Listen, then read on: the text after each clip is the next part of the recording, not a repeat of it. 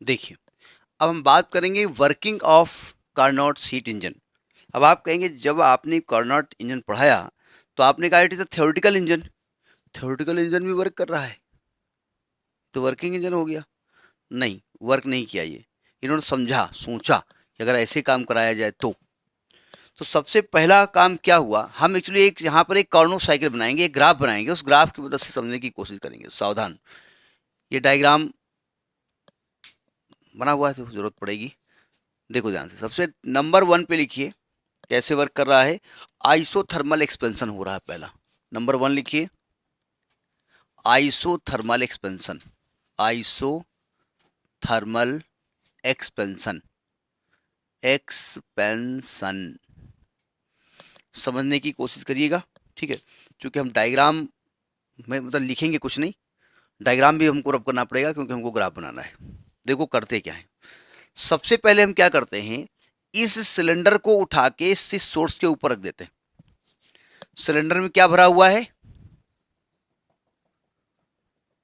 Heat भरी हुई है, हीट भरी हुई है, गैस भरी हुई है।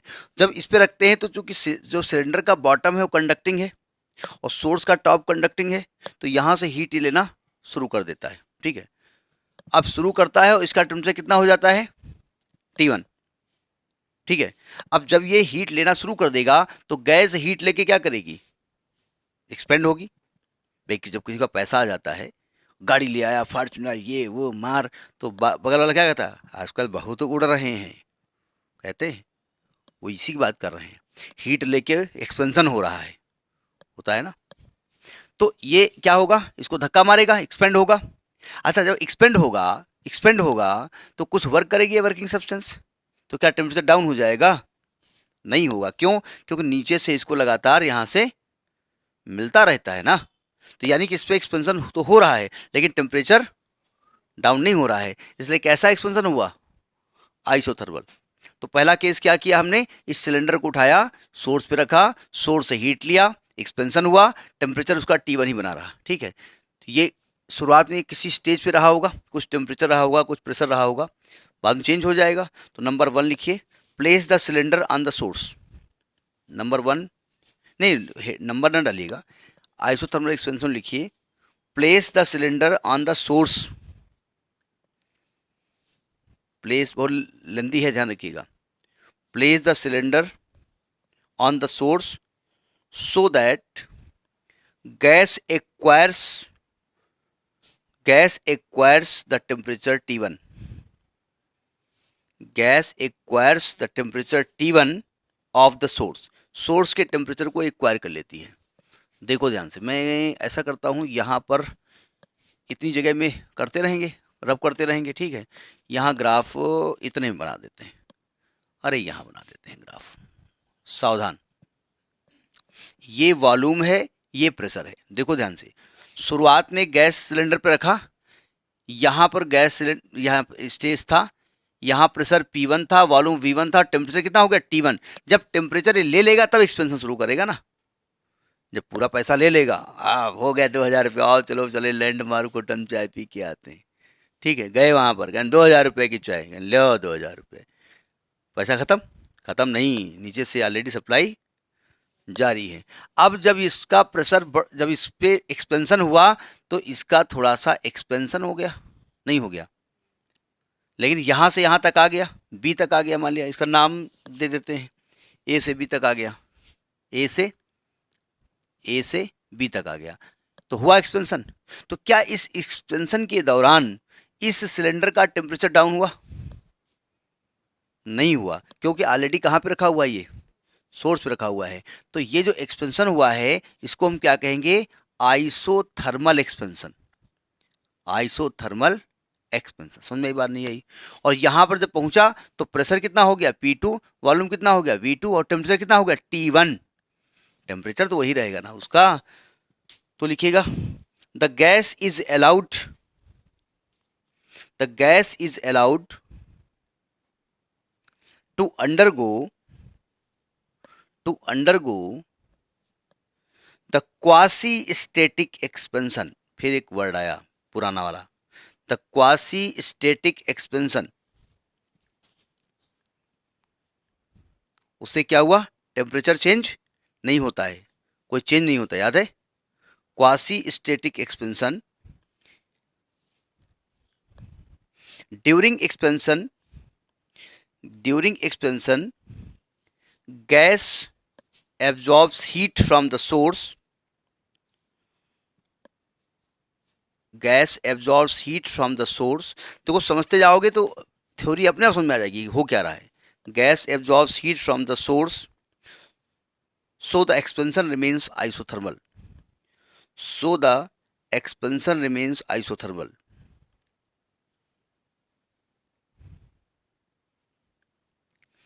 अब ए से बी तक आने में वर्क कौन कर रहा है, गैस कर रही है, गैस पर हो रहा है वर्क, गैस पर वर्क हो रहा है, मतलब नीचे से धक्का मार करके पिस्टन को एक्सपेंड तुम कर रहे हो, गैस कर रही है ना, तो work done by the gas होगा ना। तो नीचे लिखिए, during this isothermal expansion, during this isothermal expansion the working substance goes from state A, state A जहां लिखा ना उसको ब्रैकेट में दो, P1 V1 T1, from state A to state B P2 V2 T1, temperature T1 ही है।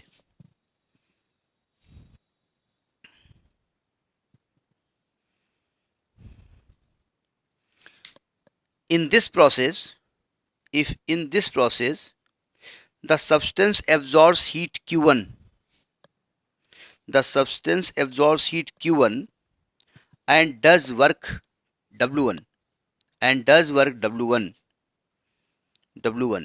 given by देखिए जो हीट एब्जॉर्ब किया हम मान लिया पूरी पूरी उसने क्या किया, वर्क में कन्वर्ट कर दिया है। तो इसकी वैल्यू कैसे मिलेगी इस वर्क की, तो हमने बताया था आपको जहां से जहां तक सिस्टम गया है, और ये है वॉल्यूम एक्सिस, ये है वॉल्यूम एक्सिस, इसका नाम ए डैश ले लो, इसका नाम बी डैश ले लो, इसका एरिया होगा ना। तो वर्क डन क्या होगा, integral V1 to V2 PdV कहिए, या ये P हटा देना यहाँ से, यहाँ लिखे दे रहे हैं, या area A B B dash A dash A B B dash A dash A, सही कह रहा हूं ना। या आइसोथर्मल में वर्क का फॉर्मूला क्या बताया गया था, हमने मान लिया है कि सिलेंडर में n मोल गैस भरी हुई है, टेम्परेचर T1 है और वॉल्यूम V1 से V2 गया है, तो हमने work done in isothermal process पढ़ाया है, बोले पढ़ाया होगा, इतना थोड़ा याद है। तो वहां था nRT1 log V2 upon V1 to base E, ये वर्क हो गया। तो पहला सिस्टम समझ में आ गया, ठीक है, ये पहला स्टेप होता है, वर्किंग सब्सटेंस को यहां रखा, ठीक है, और रख करके उसमें एक्सपेंशन हुआ, ये वर्क हुआ। अब ये काम खत्म, क्योंकि इसी में हमको सब लिखना है, इसलिए इतनी जगह में सब काम चलेगा, हम ग्राफ नहीं रख कर सकते। नंबर 2 लिखे एडियाबेटिक एक्सपेंशन, स्टेप 2 आता है, स्टेप 2 एडियाबेटिक एक्सपेंशन। सावधान, अभी भाई साहब कहाँ रखे थे, सोर्स पे, हीट कहाँ से एब्जॉर्ब कर रहे थे, सोर्स से, खूब इसको हीट मिल रही थी, खूब वर्क कर रहे थे, ठीक है, और चौड़े हुए जा रहे थे, आप हट जाओ कोई नहीं है, मैं चाय पीने जाऊंगा 2000 रुपए की, ठीक है। अब हमने क्या किया, इसको उठाया और स्टैंड पे रख दिया, डायग्राम देखिए जरा ध्यान से, जब स्टैंड पे रख दिया तो बेस तो कंडक्टिंग है, प्रका स्टैंड पे क्या इसको हीट मिलेगी, लेकिन एक्सपेंशन ऑलरेडी जारी है, हमने करा दिया एक्सपेंशन, ये अपने आप कर रहा है एक्सपेंशन, टेम्परेचर तो है ही उसके पास, एक्सपेंशन तो ही रहा है, एक्सपेंस अब स्टेज तो टेम्परेचर तो ही है ना इसका, एक्सपेंशन जारी है, या हमने पिस्टन थोड़ा ऊपर कर दिया, क्या दिक्कत है, हमने खींच दिया उसको उठा करके। भाई आपने देखा होगा कि जब वो एक्सपेंशन हो रहा है तो इनर्शिया के हिसाब से थोड़ी देर तक चलेगा ना, वो एक्सपेंशन जारी है लेकिन नीचे से हीट, अब पैसा तो खत्म, बोल चाचा, अगन चाचा भाग गए, क्यों, अभी तो चाचा थे, अभी आ गए ताऊ बैठे दूसरे, जानते नहीं उनको। तो अब ये एक्सपेंशन कैसा हो गया, एडियाबेटिक, और सिस्टम का टेम्परेचर क्या हो गया, डाउन हो गया। कब तक किया हमने, जब तक टेम्परेचर किसके बराबर ना हो जाए, सिंक के T2 के बराबर ना हो जाए, ठीक है। तो ये आपका एक्सपेंशन हुआ, सिस्टम यहाँ आ गया। थोड़ा ये ज़्यादा स्लोप होता है, आइसोथर्मल का स्लोप कम होता है और एडियाबेटिक का ज़्यादा होता है। तो ये बी से कहाँ पहुँच गया, सी पे। और एक्सपेंशन कैसा हुआ, ये एडियाबेटिक एक्सपेंशन, ठीक है। और यहाँ पहुँच गया सी पे। डायग्राम ये रब करते हैं सोर्स वाला, सोर्स काम खत्म हो गया ना, जिसका काम खत्म होता जाए हटाते जाएं। यहाँ टेम्परेचर P2 है, P3 है, वॉल्यूम V3 और टेम्परेचर कितना हो गया, T2 हो गया है। ये एडियाबेटिक एक्सपेंशन हुआ है, ठीक है। डायग्राम बाद बनाइएगा, तो डायग्राम स्टेप बाय स्टेप बनेगा। यहाँ फिर इसलिए एक साथ नहीं बनाए ना। तो लिखिए, the cylinder is now placed on the insulating stand. The cylinder is now placed on the insulating stand. भाई ज़्यादा हीट मिल गई थी ना। हमारे एक परिचित थे नाम नहीं बताएंगे, नाम ले भी सकते हैं। उनका नाम था लेडी लंबरदार। अजीब नाम लग रहा है ना, लेडी लंबरदार, नाम सुने हो, अजीब नाम था ना। उनके हम बताते हैं कि अगर उन्होंने मान लिया तकिया फेंक दिया बाहर घर के, तो उसमें भी 1-2 असरफी पड़ी होंगी, इतना पैसा था। तो पैसा लेकर के वो घूमने जाते थे इटली, वहाँ जाकर के वहाँ तो होटलबाजी करते थे, बर्बाद हो गए। भाई सोर्स से जब तक हीट मिलती रही तब तक कोई दिक्कत नहीं हो, जैसे स्टैंड पे आ गए और हीट तो उतनी ही एब्जॉर्ब कर रहे हो, तब क्या होगा, थोड़े दिन बाद बढ़ जाए लेडी लंबरदार खत्म। नहीं, लेडी जनरली उनका नाम था, लेकिन गांव में लेडी कहते हैं, जो बकरी लेटरिन करती है उसके लेटरिन को लेडी कहते हैं, नहीं मतलब गांव में कहते हैं। तो फिलहाल मैं ये बताना चाहता हूँ कि ये कहाँ पर आ गए, स्टैंड पे, लेकिन एक्सपेंशन इनका ऑलरेडी जारी है, हीट इनको मिल नहीं रही है, एक्सपेंशन हुआ है। तो कैसा एक्सपेंशन कहलाएगा ये, एडियाबेटिक। तो लिखिए, the cylinder is now placed on the insulating stand and allowed to expand quasi statically. Quasi static, अब क्वासी सिस्टम आपको बताया गया था, इतना स्लो होता है कि वो समझ ही नहीं पा रहा था कि सब हमारी जेब से खर्च हुआ जा रहा है, नीचे से कुछ सप्लाई मिल नहीं रही है। And allowed to expand quasi statically till its temperature fall to T2। Temperature उतना हो गया है जितना सिंक का था, its temperature false to T2 लिखा। And system goes from state B, P2, V2, T1 to state C, P3, V3, T2। ये समझिएगा कोऑर्डिनेट क्या लिखे गए हैं, कोऑर्डिनेट नहीं है ये वैल्यूज हैं। अब बताओ, यहां से यहां तक जाने में सिस्टम ने वर्क किया या सिस्टम पर वर्क हुआ, सिस्टम ने वर्क किया, सिस्टम पर वर्क हुआ। क्या लिखा, system goes from state B to state C adiabatically. एडिया अलग, अबेटिकली अलग कर दो, एडियाबेटिकली। अब बताओ वर्क कौन कर रहा है, वर्किंग सब्सटेंस कर रहा है कि वर्किंग सब्सटेंस पर हो रहा है। अब बोले आप पर कह देते हैं, पहले वर्किंग सब्सटेंस बोला था, वर्किंग सब्सटेंस कर रहा है ना, अभी भी एक्सपेंशन हो रहा है। तो द लिखिए, the work done by the working substance, the work done by the working substance W2। अब यहाँ Q2 नहीं कर सकते ना, हीट नहीं मिल रही उसको, क्या होगा इंटीग्रल, फॉर्मूला तो PdV होता है, वॉल्यूम कहाँ से कहाँ तक गया, V2 से V3 किया है। अच्छा, ये एरिया के बराबर होगा, अगर इसका नाम C डैश ले लें तो area C dash B dash B होगा ना, हमने बताया था ना एरिया के बराबर होता है, यानी is equal to area C dash B dash B। और अगर फार्मूला देखें तो फॉर्मूला कौन सा लगाएंगे, एडियाबेटिक एक्सपेंशन का वर्क डन आपको पढ़ाया गया था, नहीं मालूम है, NR T1 माइनस T2 अपान गामा -1। अब आप प्रूफ देख लीजिएगा, पीछे प्रूफ कराया गया है, ठीक है। तो ये भाई साहब का टेम्परेचर पहुंच गया T2, ठीक है। अब इनका काम अपने औकात में आ गए। आप सुनिए ध्यान से, दूसरा स्टेप हो गया। अब स्टेप 3 लिखिए, तीसरा स्टेप लिखिए, आइसोथर्मल कंप्रेशन। आइसोथर्मल कंप्रेशन, सुनिए ध्यान से, इन भाई साहब का एक्सपेंशन हो चुका है, सोर्स से हीट मिलनी थी, सोर्स छोड़ के भाग गया है, स्टैंड से हीट मिली नहीं है लेकिन एक्सपेंशन होता गया है, तो जितना पैसा था वो खर्च हो गया है। इनका टेम्परेचर कितना पहुंच गया, जितना सिंक का टेम्परेचर था, अब देखो क्या किया हमने, उसको उठाया सिंक पे रख दिया। अब इसका बेस तो कंडक्टिंग था और सिंक का ऊपर का भी कंडक्टिंग था। इसका टेम्परेचर T2, इसका टेम्परेचर भी T2। अब हमने क्या किया, पिस्टन को दबाना शुरू किया। जब पिस्टन को दबाना शुरू किया, दबाना शुरू किया, तो अब वर्क किस पर हो रहा है, वर्किंग सब्सटेंस पर हो रहा है। तो हीट अब इसको मिल रही है ना, हीट हम सप्लाई कर रहे हैं इसके ऊपर, तो इसमें हीट जनरेट होगी। ठीक है, हीट जनरेट होगी तो इसका टेम्परेचर बढ़ेगा। लेकिन नीचे बेस कैसा है, कंडक्टिंग, रखा किस पर है, सिंक पर। तो हीट कहाँ ट्रांसफर करेगा, सिंक में, जिससे कि टेम्परेचर इसका क्या रहे, मेंटेन रहे, T2 के बराबर रहे। तो इस प्रकार से वो हीट को ट्रांसफर कर देता है। ठीक है, तो लिखिएगा the cylinder is now placed, the cylinder is now placed in thermal contact with the sink, in thermal contact with the sink at temperature T2,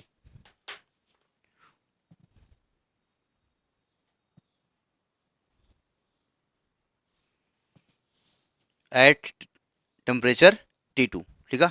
and compressed quasi statically, हर काम कैसे करना है, क्वासी स्टेटिकली। पढ़ाई भी quasi statically नहीं पढ़ करेंगे। कहीं कंप्रेशन लिखना था, कम लिख दिया, ऑपरेशन बाद में लिखेंगे। कहीं क्यों, कहीं सर ने कहा हर काम क्वासी स्टेटिकली करो, एक हेडिंग 4 दिन में करेंगे, यहाँ फास्ट करो, कोई दिक्कत नहीं। क्वासी स्टेटिकली, अच्छा कंप्रेस करोगे तो हीट प्रोड्यूस होगी इसके अंदर। ठीक है, so the heat is produced. भाई अगर तेज कर दोगे तो हो सकता है इसके जो इसके इंसुलेटिंग जो बॉटम्स ये है ना, यहाँ से भी हीट निकल जाए। Quasi statically, so that the heat is produced and flows to sink,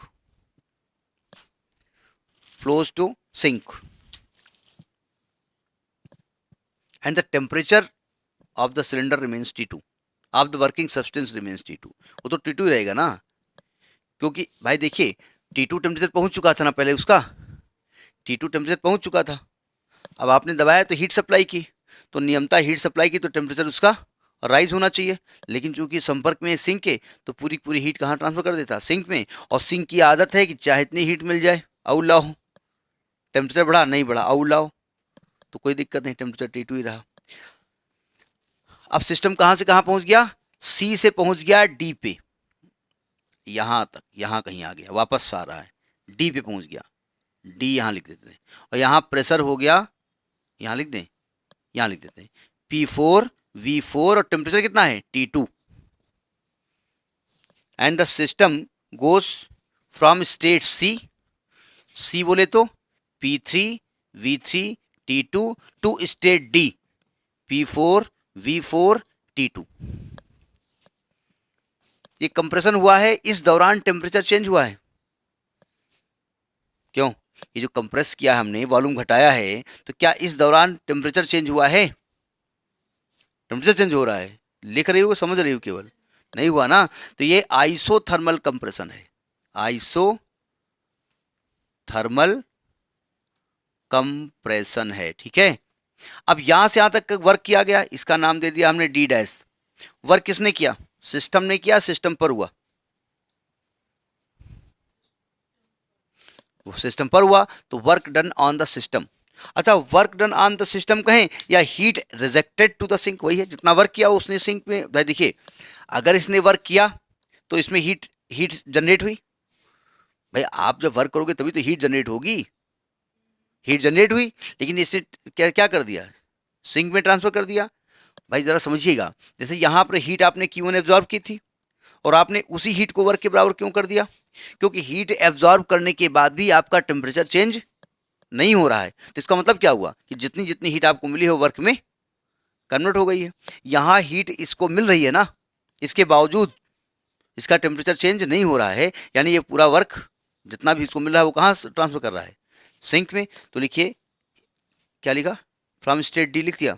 if Q2 is the heat rejected to the sink, if Q2 is the heat rejected to the sink and W3 is the work done on the gas, W3 is the work done on the gas, then आप Q2 कहो चाहे W2 कहो, W3 कहो, दोनों equal होंगे।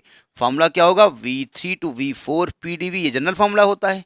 ये किसके equal होगा, एरिया, कौन सा area, C D D dash C dash D, यही तो होगा ना, या C C dash D dash D, यही होगा ना। तो लिखेंगे area C D D dash C dash C, ये एरिया हो जाएगा। और आइसोथर्मल में वर्क का फॉर्मूला बताया गया था NRT2 log, चूंकि वॉल्यूम V4 हो गया है V3 से, तो V3 to V4, V3 upon V4 to base E, ठीक, ये वर्क हो गया। ये तीसरा स्टेप हुआ जा करके। अब देखो यहां पहुंच गया था, ये सिलेंडर कहाँ रखा हुआ था, सिंक पे वर्क कर रहे थे, ठीक है, और वर्क कर रहे थे, इसको हीट मिल रही थी, बड़े खुश हो रहे थे, अब फिर पैसा मिल रहा है। लेकिन नीचे कौन लगा था, सिंक, पूरा पूरा पैसा ट्रांसफर हो रहा था सिंक में। अब हमने इनको उठाया और फिर स्टैंड पे रख दिया। अब इनका टेम्परेचर क्या पहुंच गया था, T2 पहुंच गया था ना। अब इसको रखा और कंप्रेस करते चले गए, कंप्रेस करते चले गए, तो इसको हीट मिलती चली गई।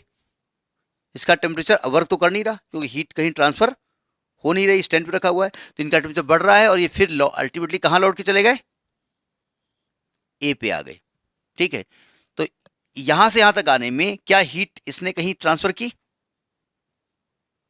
हम इसको दबा रहे हैं और इसको रखे स्टैंड पे हैं, यानी इसको हीट दे रहे हैं, इस पर वर्क कर रहे हैं, इसको हीट दे रहे हैं, लेकिन खर्च हो रहा है, कहीं ट्रांसफर हो रहा है, कहाँ ट्रांसफर हो रहा है, नहीं हो रहा है ना। तो एडियाबेटिक कंप्रेशन है ना, तो ये हो गया एडियाबेटिक कंप्रेशन, एडियाबेटिक कंप्रेशन, ठीक है। तो लिखो जरा स्टेप में, now the cylinder is, now ना लिखिए, the cylinder is again placed on the insulating stand, the cylinder is again placed on the insulating stand and compressed quasi statically till, तब तक कंप्रेस करेंगे जब तक वो फिर उसी स्टेट में लौट के ना आ जाए, till it returns to the state A, it returns to the state A, bracket लिख दो, P1 V1 T1 to the state A, P1 V1 T1। Work किस पर हो रहा है, गैस पर हो रहा है, गैस द्वारा हो रहा है,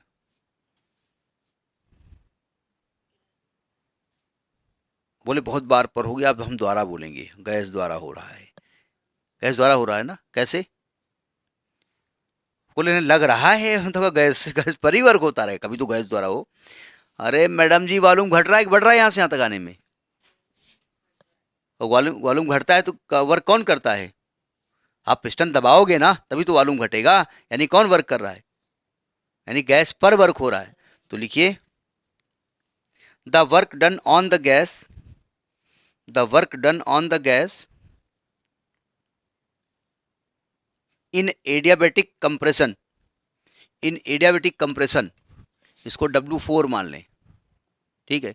इंटीग्रल वैसे फॉर्मूला होता है V4 to V1 PdV, area किसके इक्वल हो जाएगी, देखो इधर ये D है ना, D D dash A dash A, D D dash A dash A, और फार्मूले के हिसाब से एडियाबेटिक में क्या होता है, NR T2 minus T1 upon gamma, ये फार्मूला प्रूव कराया गया है, work done in adiabatic process में बताया गया है, ठीक है।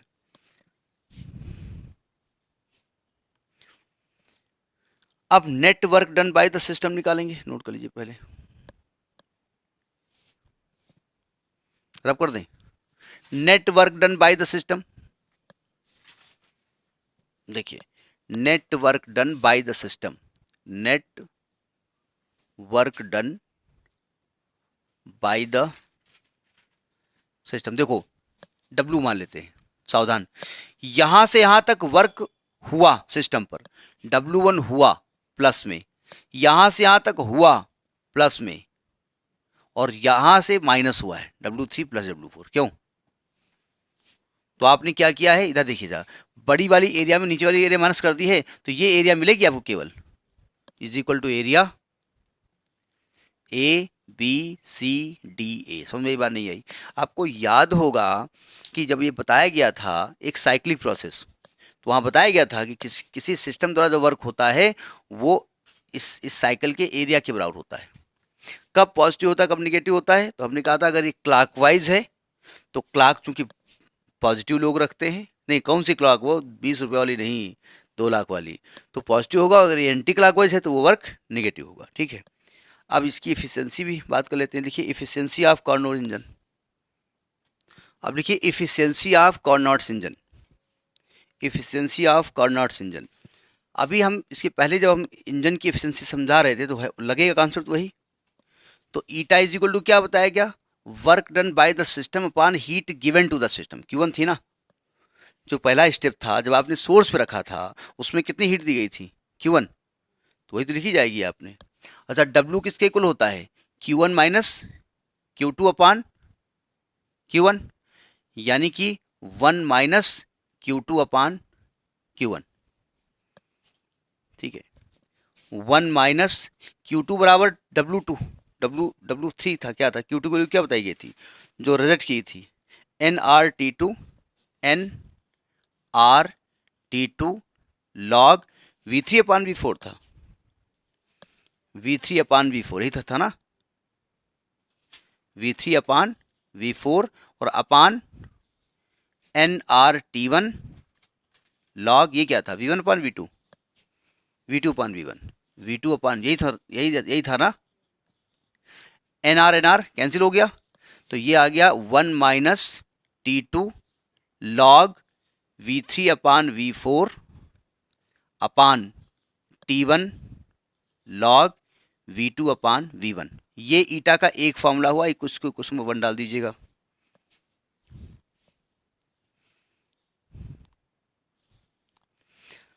अब देखिए स्टेप 2 में हम जब थे, ड्यूरिंग स्टेप 2 जरा स्टेप 2 देखिए, उसमें एडियाबेटिक एक्सपेंशन हुआ था ना। स्टेप 2 में कौन सा प्रोसेस था, in an adiabatic expansion, temperature T1 से हो गया था T2 और वॉल्यूम हो गया था V2 से V3। तो आपने एडियाबेटिक एक्सपेंशन में पाइसन्स लॉ में पढ़ा है, टेम्परेचर और वॉल्यूम के बीच में रिलेशन था। एक प्रूफ कराया गया था PV to power gamma is equal to constant, pressure और वॉल्यूम के बीच में, और एक था TV की power gamma -1 is equal to constant, याद है ना? बोले याद नहीं, लिखते तो याद आ जाता है। तो यानी कि T1 स्टेप 2 में कहां से कहां गए, T1 से T2 गए ना, तो T1 V1 की power gamma -1 is equal to V1 था ना, नहीं V2 था, डायग्राम देखिए अब हमको थोड़ी याद है, और बराबर T2 V3 की पावर गामा -1, ये था। स्टेप 2 यहां से यहां पहुंचा था ना, देखिए जरा, एक यहां गए थे फिर यहां गए थे, तो यहां से यहां गए थे एडियाबेटिक, तो यहां पर प्रेशर P2 V2 T1 था और यहां P3 V3 T2 था, तो वॉल्यूम V2 से V3 गया था, टेम्परेचर T1 से T2 गया था, तो T1 V2 gamma -1 is equal to T3 V3 गामा -1। ठीक है, इसको क्वेश्चन नंबर 2 डाल दीजिएगा। ठीक है, इसके बाद यहां से यहां हम कैसे गए, आइसोथर्मल, यहां था P4 V4 T2 और यहां से यहां गए हम एडियाबेटिक स्टेप 4 में, और यहां पहुंच गए P1 V1 T1। तो अब ये वाला लेंगे, नेक्स्ट लिखिए ड्यूरिंग स्टेप 4 हम एक्चुअली ये हटाना चाहते हैं, ये जो लॉग वाला पोर्शन है ये हटाना चाहते हैं।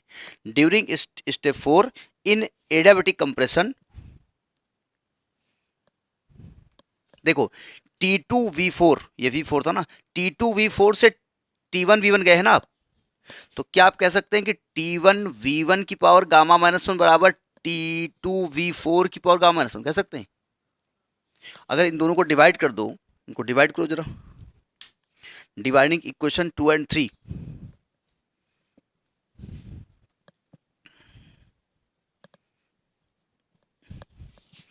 डिवाइडिंग इक्वेशन 2 and 3, देखो इधर ये T1 कट जाएगा, कट जाएगा ना। तो क्या आप V2 upon V1 to power gamma minus 1 is equal to V3 upon V4 to power gamma minus लिख सकते हैं? अच्छा, दोनों पे पावर इक्वल है ना, और पावर इक्वल होती है तो बेस भी इक्वल होता है ना। तो क्या आप इसको V2 upon V1 is equal to V3 upon V4 लिख सकते हैं? अच्छा, इसका इस्तेमाल इक्वेशन 1 में करो। Using this result, using this, ये फोर्सिंग नहीं लिखा हुआ है, दिस रिजल्ट इन इक्वेशन 1, जरा 1 में हम यूज करने जा रहे हैं। 1 ये लिखा हुआ है, जरा देखिए ध्यान से। आप कह रहे हो कि V2 अपान V1 बराबर V3 अपान V4 है, तो ये दोनों कैंसिल नहीं हो जाएंगे। तो ये क्या बचेगा, ईटा की वैल्यू 1 माइनस T2 अपान T1, एक ये फॉर्मूला आ गया। ठीक है, तो ये कार्नो साहब की साइकिल थी। इस तरीके से उन्होंने कहा अगर इस तरीके से वर्क कराओ तो 100% एफिशिएंसी उसकी हो जाएगी। वो चाहते ये थे जो सिंक में ट्रांसफर हुआ है ना, वो सिंक में ट्रांसफर हो और सिंक से भी आप हीट ले सकते हैं। ठीक है, ये सिस्टम हो जाए। ठीक, तो इस प्रकार से आपका कार्नो साहब का कार्यक्रम खत्म हुआ।